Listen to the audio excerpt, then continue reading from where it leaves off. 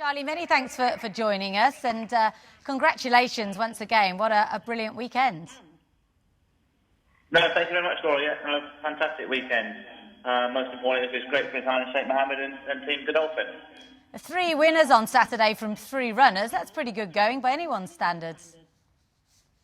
Yeah, we've been very lucky, Laura. The horses have been in rude health ever since the start of the Craven meeting, really. They've all been, I felt that they've all been running right up to where they should be, and those that haven't been running quite so well, probably just not good enough at the end of the day. The weekend obviously was 3 runners and 3 winners, but obviously the highlight being Adayar and in the King George. And how confident were you going into this? Because obviously 4 of your rivals were already Group 1 winners. It looks such a tough race on paper. No, for sure, and it was. It was. We were dipping our toes into the big league with the older horses, as we all know. But we were getting those weight advantages from both obviously Love and from Misriff there, but.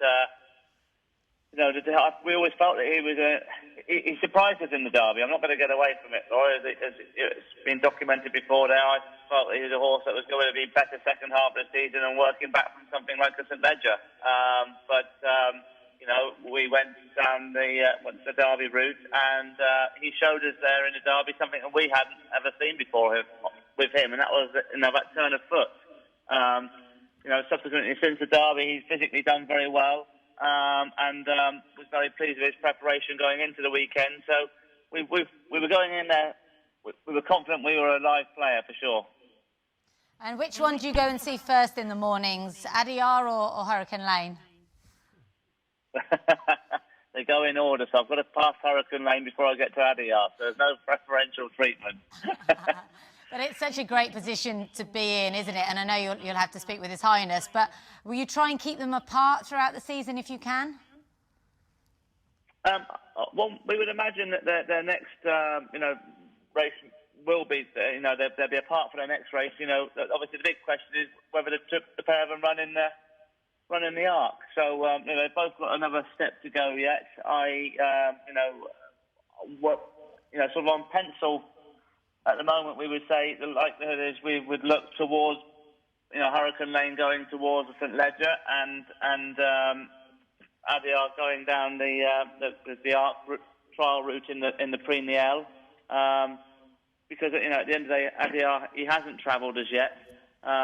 Whereas Hurricane Lane, as we know, he's been to Ireland and he's been to Longchamp and been around.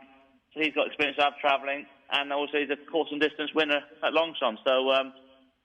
Adayar has that to do as yet. So, without sort of saying definitely that's what they're doing, that's what we're thinking about provisionally at the moment. Very interesting indeed. And you must have been really proud of New Science as well. That was some way to bounce back on Saturday.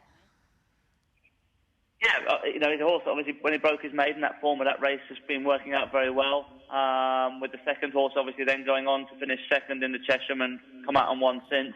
We were disappointed on the day at Ascot, but William, as soon as he came back in, he said, I knew my fate going down to post on him. He said he hated that soft ground.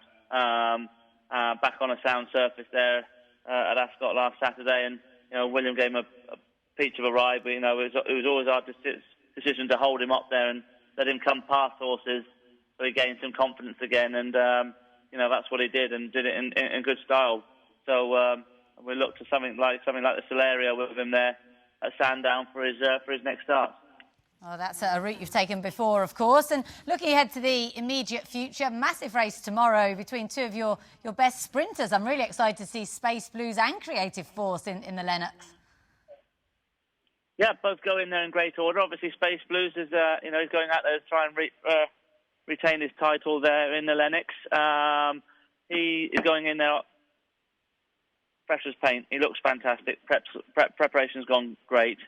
We had considered running him prior to the Lennox there. We were going to go to Newmarket, but the ground was very quick.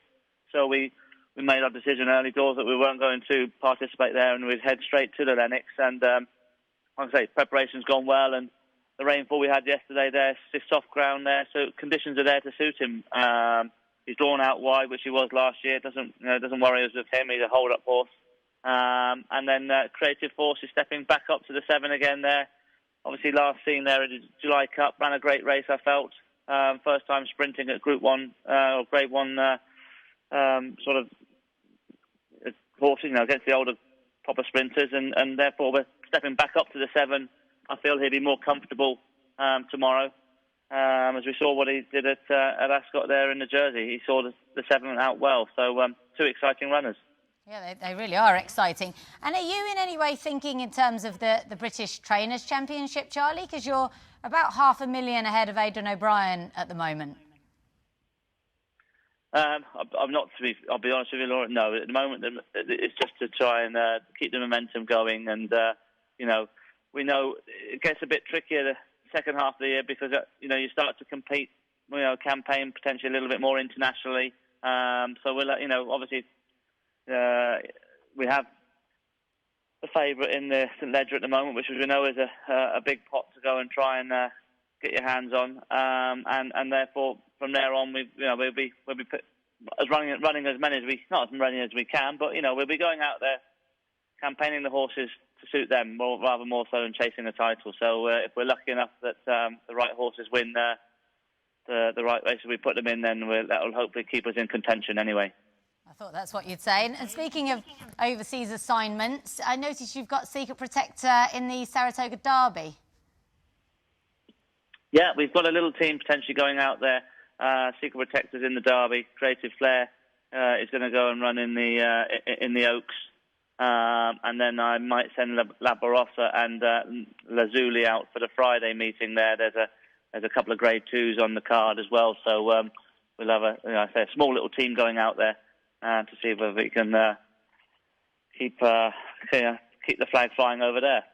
Yeah, you've done well in New York. And the 2 fillies are back home. Will they head back to the States, or is it sort of job done with them? No, the 2 fillies have come back now, and they're having a well-deserved break. So they're getting turned out on a daily basis at the moment and enjoying themselves.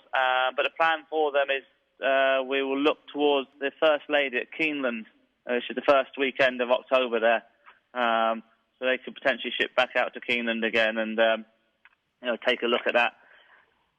And if one of them happens to win that, if Alvika goes and does it again, well, she's probably not far off, buying herself a ticket into Breeders' Cup, in the mile event. So we'll see. It's a big ask for her to take on the Colts as well. But if she goes and does the business again in the First Lady, it would have to be taken into serious consideration.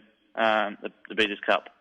Brilliant. Oh, look forward to that. Many thanks for speaking to us, Charlie. I know you're busy. Are you back out in the world yet, or are you still in quarantine?